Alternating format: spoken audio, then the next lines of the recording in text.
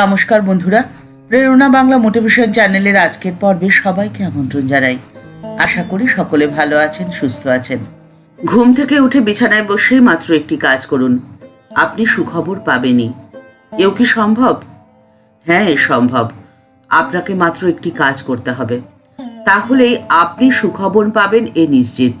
আপনার জীবনের সমস্ত বাধা কেটে গিয়ে আপনার দিনটি শুভ হয়ে যাবে। আপনি দিনের পর দিন পরিশ্রম করে চলেছেন, কিন্তু কোনো ফল পাচ্ছেন না। চাকরির চেষ্টা করছেন, কিন্তু হতাশ হচ্ছেন বারে বারে। শরীরের নানান সমস্যায় আপনার মনের হতাশা ক্রমশ বেড়ে যাচ্ছে। হয়তো প্রত্যেক দিন আপনি রয়েছেন কোনো বিশেষ সুখবরের প্রত্যাশায়, কিন্তু আপনি নিরাশ হচ্ছেন বারে বারে। দিনের শুরুটি যদি আপনি এই একটি কাজ দিয়ে করেন, তাহলে আপনার জীবনে সেই সুখবরটি আপনি শীঘ্রই পাবেন। আপনার দিনটিও শুভ হয়ে যেতে পারে। কি এমন একটি কাজ করলে আপনার দিনটি শুভ হয়ে যাবে আর আসতে পারে খুশির খবর? এটি জানার জন্যে ভিডিওর শেষ পর্যন্ত থাকার অনুরোধ করছি। ঘুম থেকে উঠে প্রথম যে চিন্তাটি আপনার মনে আসবে, তার প্রভাব আপনাকে সারাটি দিন বহন করতে হবে। আপনি আপনার ভেতর থেকে সমস্ত নেগেটিভ চিন্তা সরিয়ে দিন।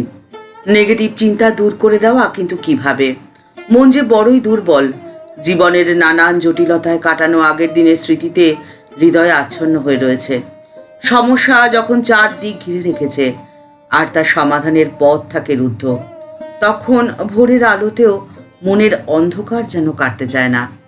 ঠিক এরকম অবস্থায় এক ভক্ত মাকে প্রশ্ন করলেন, মা, মনের দুর্বলতা যে কাটে না, মনের দুর্বলতা কাটাবো কি করে মা? মা উত্তরে তাকে বলেছিলেন, ওটা যে প্রকৃতির নিয়ম বাবা। দেখো না, প্রকৃতিতে অমাবস্যা পূর্ণিমা যেমন আছে, ঠিক তেমনভাবেই মনও কখনো বা ভালো, আবার কখনো বা মন্দ হয়। তোমার আকাশের চাঁদটি যে মেঘে ঢেকেছে, কিন্তু দেখবি ক্রমে ক্রমে হাওয়ায় মেঘটি সরে যাবে, তবে তো চাঁদটি দেখতে পাবে গো। ফস করে কি যায়? মায়ের কথা শুনে সে ভক্ত মাকে বললেন, কত আর মনের সাথে লড়াই করব মা? এক বাসনা যাচ্ছে তো অন্য বাসনা উঠছে। মা উত্তরে তাকে আশ্বাস দিয়ে বললেন, যতক্ষণ আমি রয়েছে ততক্ষণ বাসনা যে থাকবেই। ওসব বাসনায় তোমাদের কিছু হবে না, কারণ তিনিই তোমাদের রক্ষা করবেন। যে তার শরণাগত হয়, যে সব ছেড়ে তার আশ্রয় নেয়, যে ভালো হতে চায়, তাকে যদি তিনি রক্ষা না করেন, তবে সে তো তারই মহাপাপ। তোমরা তার উপরে নির্ভর করে থেকো। তার উপরে নির্ভর করে থাকলে সব হয়। তার উপরে নির্ভর করে থাকতে জানতে হয়, আর তাকে বলতে হয়, তিনি ভালো করতে হয় করুন, আর ডোবাতে হলে ডোবান। কিন্তু বাবা, ভালো কাজটি যে তোমাকে করে যেতে হবে, আর মনে প্রাণে তাকে ডেকে বলতে হবে, তিনি যেন তোমাকে শক্তি দেন তোমার কাজ করার জন্যে। সময়টা 1895 সাল। ঠাকুরের শিষ্য স্বামী প্রেমানন্দজি তখন ব্রজধামে তীর্থ করতে গেছেন। তিনি ঠাকুরের একটি ছবি সঙ্গে নিয়ে থাকতেন। ছবিটি বাঁধানো। তিনি সেই ছবিটি নিয়মিত পুজো করে মিষ্টি ভোগ নিবেদন করতেন এবং পুজো অন্তে সেই প্রসাদ তিনি গ্রহণ করতেন। আর সেই সঙ্গে শ্যামসুন্দরের প্রসাদও তিনি প্রতিদিন গ্রহণ করতেন। সেখানকার স্বাস্থ্যকর জল হওয়ায় খুব খিদে পেত তার। এরই মাঝে পড়েছে একাদশী তিথি। বৈষ্ণব বাবাজিরা প্রত্যেকেই উপবাসী সেদিনকে, কারণ সেদিনে মাধুকরী করা প্রথা নয় যে। এদিকে খিদে পেয়েছে। খিদে পাওয়ায় বৈরাগীদের আখড়ায় তিনি উপস্থিত হলেন।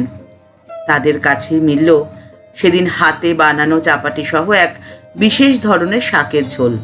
ক্ষুধার্ত শরীরে সেই খাদ্য যেন অমৃত সমান মনে হলো তার। তিনি ঠাকুরের ছবির কাছে গিয়ে আবার প্রণাম জানালেন আর বললেন, ঠাকুর, তুমি আছো এ নিশ্চিত। আরও একদিনের কথা, সেদিনকে তিনি ভিক্ষায় বেরিয়েছেন।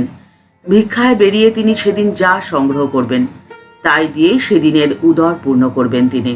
ভিক্ষা করতে বেরিয়ে এক গৃহস্থের ঘরে তিনি উপস্থিত হলেন, কিন্তু গিয়ে দেখেন কি সর্বনাশ!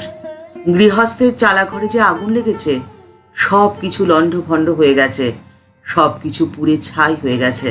অগত্যা তিনি ফিরে আসছেন, কিন্তু ফিরে আসার সময় গৃহকর্তা পথ রোধ করে দাঁড়ালেন। খালি হাতে যে ফেরা চলবে না তার।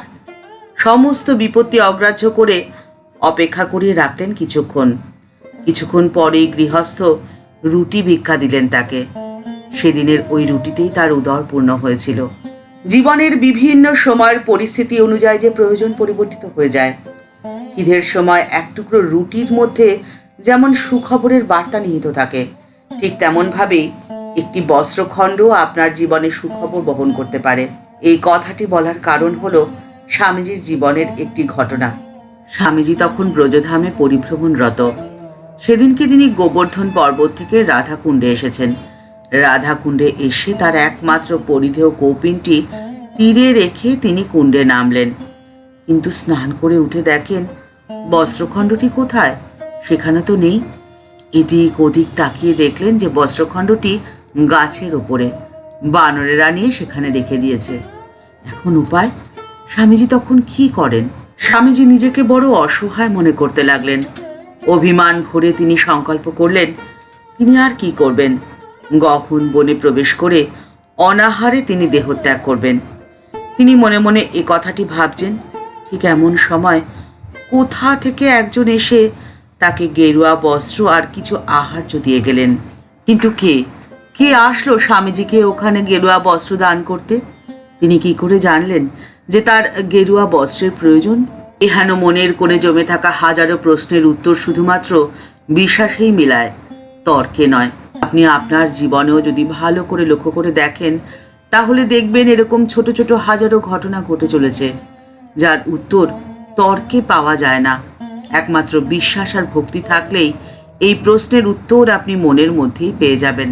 আপনার অন্তরের বিশ্বাস আর ভক্তিকে দৃঢ় করে রাখার জন্যেই আপনাকে প্রতিদিন সকালবেলায় ঘুম থেকে উঠেই এই একটি কাজ করতে হবে, যে কাজের কথাটি বলেছেন স্বয়ং ঠাকুর রামকৃষ্ণ পরমহংসদেব। ঠাকুর বলছেন, প্রত্যেক দিন তোমাদের এই একটি সংকল্প করতে হবে। তোমাদেরকে নিজেকেই নিজে বলতে হবে, হরি বলো, গাঁটরি খোলো। গাঁটরি কথাটির অর্থ কি বলুন তো? গাঁটরি হলো আমাদের জন্ম জন্মান্তরে সংস্কার বা পুটলি। প্রত্যেক দিন এই সংকল্পটি করতে হবে যেন আমরা সংস্কার মুক্ত হতে পারি। হরি বলো অর্থাৎ পরম প্রিয় পরমেশ্বরের চরণে নিজেকে সম্পূর্ণভাবে সমর্পণ করে দেওয়ার সংকল্প। কিন্তু এখন মনে এই প্রশ্নটি আসতেই পারে যে প্রত্যেক দিন ঘুম থেকে উঠেই কেন? দিনের যে কোনো সময় তো এই সংকল্প করা যায়। এর উত্তর দিয়েছেন ঠাকুরের মানস পুত্র স্বয়ং স্বামী ব্রহ্মানন্দজি। স্বামীজি বলছেন, এক আসন, এক জপ, এক উদ্দেশ্য। এইটি না করলে আসন জাগ্রত হয় না। আসনকে জীবন্ত করতে হয়, তাহলে তো জপ ধ্যানের অনেক অনুকূল ভাব আসে গো। আপনি যদি প্রত্যেক দিন ওই একটি নির্দিষ্ট সময় ওই একটি নির্দিষ্ট স্থানে ওই সংকল্পটি গ্রহণ করেন, তাহলে সেই সংকল্পটি কার্যকরী হতে বেশি সময় নেবে না। আপনার জীবনে সুসময় আসবে, সুখবর আপনি পাবেন খুব শীঘ্রই। আপনার সারাটি দিন যাবে শুভ। ঠাকুরমা ও স্বামীজির আশীর্বাদ যেন থাকে আপনার মাথার ওপরে। ঠাকুরের কাছে এই কামনা করেই আজকের পর্ব এই পর্যন্তই। দেখা হচ্ছে পরের পর্বে। ভিডিওটি যদি ভালো লেগে থাকে তাহলে তা শেয়ার করার অনুরোধ করছি। আর এই চ্যানেলটি ভালোবেসে যারা এই পরিবারের সদস্য হয়ে গেছেন তাদের জানাই ভালোবাসা, শ্রদ্ধার প্রণাম। যারা এখনও এই চ্যানেলটি সাবস্ক্রাইব করেনি তাদের কাছে বিনীত অনুরোধ রইল চ্যানেলটি সাবস্ক্রাইব করে বেল বাটনটা ক্লিক করে দিয়ে অল বাটনটিতে ক্লিক করে দেওয়ার জন্যে। তাহলে এই চ্যানেলে ভিডিও আপলোড হওয়ার সাথে সাথেই আপনার কাছে নোটিফিকেশন চলে যাবে। সবাই ভালো থাকবেন, সুস্থ থাকবেন। আর এই ভিডিওর উপস্থাপনা আপনাদের কেমন লাগলো সেটি কমেন্টস বক্সের মধ্যে জানাতে ভুলবেন না। নমস্কার।